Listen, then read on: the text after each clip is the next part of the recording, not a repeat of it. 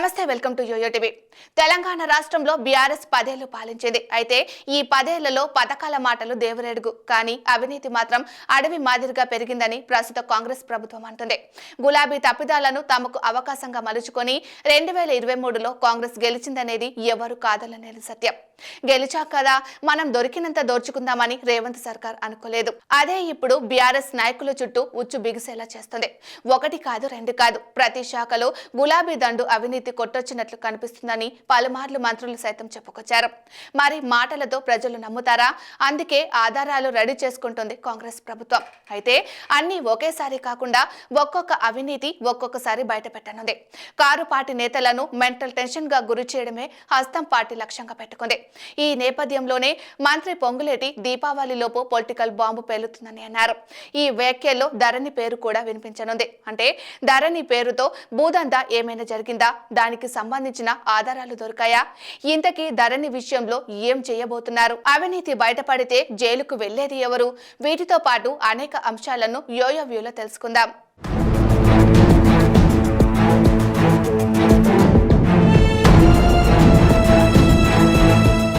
భూ సమస్య ఈ పేరు వినడానికి నార్మల్ గానే ఉన్న అడుగు భూమి కోసం కొట్లాటలు చావుదాకా వెళ్లిన సంఘటనలు మనం చూసాం.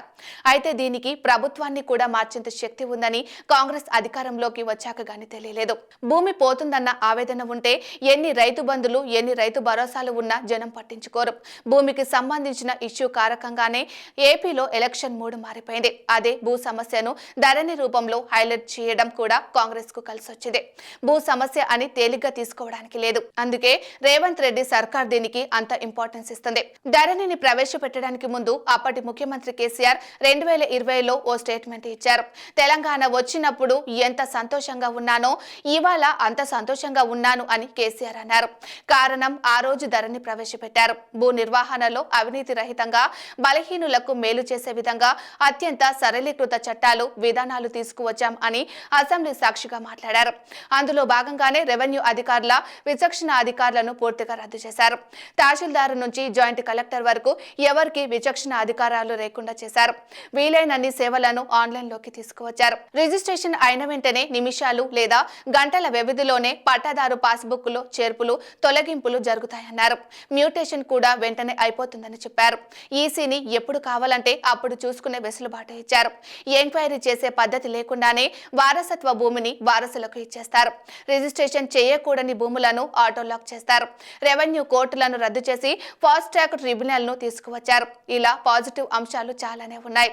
అయినా సరే 2023లో జరిగిన అసెంబ్లీ ఎన్నికల్లో ధరణిని ఓ ప్రచారాస్త్రంగా కాంగ్రెస్ మలుచుకుంది. అదెలా అంటే కాంగ్రెస్ అధికారంలోకి రావడం ఆలస్యం, ధరణిని రద్దు చేస్తామని రేవంత్ రెడ్డి ప్రతి ఊరు, ప్రతి వాడ ప్రచారం చేశారు. పేదల చేతుల్లో ఉన్న లక్షల ఎకరాల భూమిని ధరణి పేరుతో మళ్లించాలని ఆరోపించారు. ధరణి పోర్టల్ ద్వారా జరిగిన 25 లక్షల లావాదేవీలపై విచారణ జరగాలని కూడా డిమాండ్ చేశారు.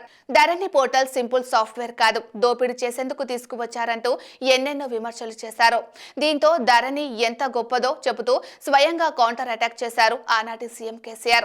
ధరణిని రద్దు చేస్తామనే వాళ్ళనే బంగాళాఖాతంలో వేయాలని పిలుపునిచ్చారు. ఒకవేళ ధరణిని రద్దు చేస్తే రైతు బంధు, రైతు బీమా వంటి పథకాలు ఆగిపోతాయంటూ ప్రచారం చేశారు. అదే సమయంలో బీజేపీ కూడా ధరణిపై మాట్లాడాల్సిన పరిస్థితి వచ్చింది.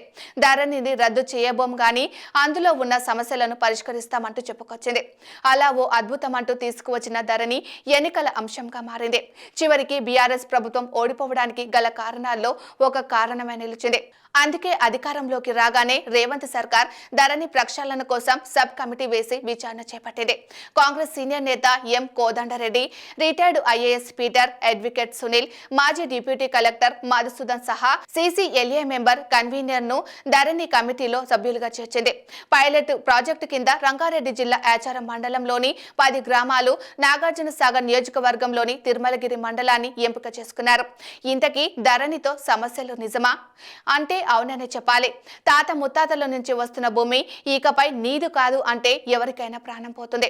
సకల భూ సమస్యలకు సర్వరోగ నివారణగా బీఆర్ఎస్ ప్రభుత్వం తీసుకువచ్చిన ధరణి పోర్టల్ సమస్యల కేంద్రంగా మారిందన్నది ముమ్మాటికి నిజం. ధరణి పోర్టల్ వచ్చాక 22 లక్షల మంది రైతులు బాధితులుగా మారాలంటే పరిస్థితి అర్థం చేసుకోవచ్చు.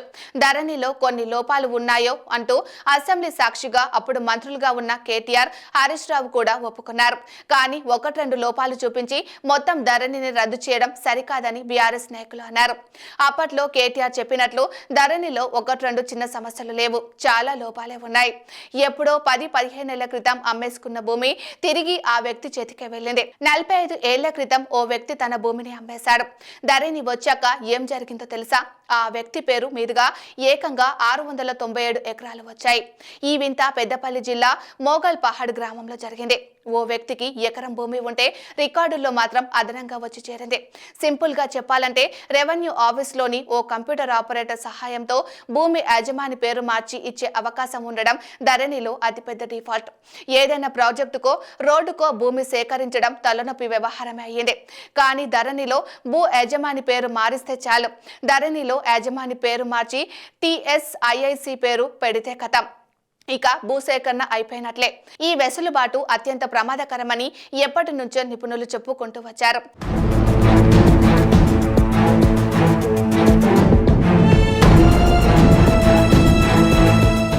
దీనికి మాజీ మంత్రులు ధరణి పోర్టల్లో తప్పులు నిజమే, కానీ అవి శాఖపరమైన తప్పిదాలు కావు, సాఫ్ట్వేర్తో వచ్చిన చిక్కులని సమర్థించుకున్నారు. ఇవన్నీ పట్టించుకొని ప్రభుత్వం ధరణి విషయంలో కీలక నిర్ణయం తీసుకుంది. ఇకపై ధరణి ప్లేస్లో భూమాత పోర్టల్ ఉంటుందని స్పష్టం చేసింది. అలాగని ధరణి తెచ్చినంత వేగంగా అయితే కాదు. ధరణిపై ఆచితూచి అడుగులు వేస్తుంది కాంగ్రెస్ ప్రభుత్వం. ముందుగా అత్యంత సమస్యాత్మకంగా మారిన ROR 2020 చట్టాన్ని పూర్తిగా ప్రక్షాళన చేస్తుంది. ఆల్మోస్ట్ ఈ ప్రక్రియ తుది దిశకు వచ్చినట్లే. The Telangana record of rights 2024 పేరుతో రూపొందించిన ముసాయిదా బిల్లును రెవెన్యూ శాఖ మంత్రి పొంగులేటి శ్రీనివాస్ రెడ్డి అసెంబ్లీలో ప్రవేశపెట్టారు. వచ్చే అసెంబ్లీ సమావేశాల్లో ఈ బిల్లును ప్రవేశపెట్టడమే మిగిలింది. ROR 2024 బిల్లులో ఏముందనే విషయానికి వస్తే రైతులు, భూ యజమానులు ఎదుర్కొంటున్న సమస్యల పరిష్కారాన్ని ఈ ముసాయిదాలో చేర్చారు.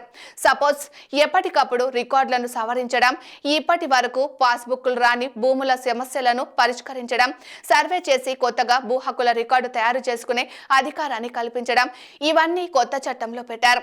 రిజిస్ట్రేషన్, మ్యూటేషన్, భూ ఆధార్, ఆబాదీలకు ప్రత్యేక హక్కుల రికార్డు, అపీల్, రివిజన్ వంటి సెక్షన్లను ముసాయిదా బిల్లులో ప్రతిపాదించారు. తహసీల్దార్లు, RTOలు చేసే రిజిస్ట్రేషన్లు, మ్యూటేషన్లపై వివాదాలు వస్తే అపీల్, రివిజన్స్ కు కొత్త చట్టం అవకాశం ఇస్తుంది.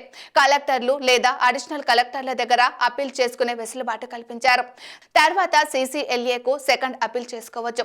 పైగా ఈ రికార్డ్ ఆఫ్ రైట్స్ 2024 చట్టం ముసాయిదా బిల్లును 18 రాష్ట్రాల రెవెన్యూ విధానాలను పరిశీలించి మరీ తయారు చేశారు.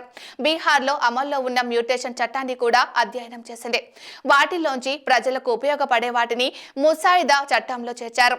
తెలంగాణలో ఇప్పటి వరకు అమలైన 1996, 1948, 1971, 2020 నాటి చట్టాలను సైతం నిశితంగా పరిశీలించి వాటి అమలు వల్ల వచ్చిన ఫలితాలను బేరేజు వేసుకొని కొత్త చట్టాన్ని రూపొందించారు. తెలంగాణలో ROR చట్టాల అమలు చేసిన తీరు, ప్రస్తుతం వస్తున్న సమస్యలు, ఇకపై రాబోయే అవసరాలను అంచనా వేసి మొత్తం 20 సెకండ్లలో 23 పేజీలతో ముసాయిదాను సిద్ధం చేశారు. రిజిస్ట్రేషన్, మ్యూటేషన్ తహసీల్దారే చేస్తారు. కాకపోతే మ్యూటేషన్ చేసే సమయంలో విచారణ జరిపే వెసులుబాటు కల్పించారు. అక్కడేమైనా అభ్యంతరాలు ఉంటే మ్యూటేషన్ ను ఆపేసే అవకాశం ఉంటుంది. ఈ నేపథ్యంలోనే బీఆర్ఎస్ నాయకులు భూదందాల బయటపడే అవకాశం ఉంది. ఇక పంపకాలు, వారసత్వం, వీలునామా లాంటి వాటిని మ్యూటేషన్ చేసే అధికారం కూడా తహసీల్దార్కే అప్పగించనున్నారు. ఇప్పుడున్న చట్టం ప్రకారం ROR రికార్డుకు పహానికి సంబంధం ఉండేది కాదు. ఈ కొత్త చట్టంలో హక్కుల బదలాయింపు జరగాలనే పహానీలో హక్కుల రికార్డులను నమోదు చేసేలా నిబంధన విధించారు. ధరణి పోర్టల్ నిర్వహణ బాధ్యతలను రేవంత్ సర్కార్ కేంద్ర ప్రభుత్వ సంస్థ NIC నేషనల్ ఇన్ఫర్మేటిక్స్ సెంటర్ కి అప్పగించింది. ఇప్పటి వరకు ధరణి పోర్టల్ బాధ్యతలను విదేశీ కంపెనీ అయిన టెర్రా CIC టెక్నాలజీస్ కంపెనీ చేస్తుంది. రాష్ట్రంలోని భూములను ఓ విదేశీ సంస్థకు కట్టబెట్టడంపై కాంగ్రెస్ ఎప్పటి నుంచో విమర్శలు చేస్తుంది. ధరణిని సింగపూర్ కంపెనీకి అప్పగించి తెలంగాణలోని 2.5 కోట్ల ఆస్తుల్ని తాకట్టు పెట్టారంటూ స్వయంగా మంత్రి పొంగులేటి ఆరోపించారు. సుదీర్ఘ కసరత్తు తర్వాత ఎన్ఐసికి ఆ బాధ్యతలు అప్పగించింది.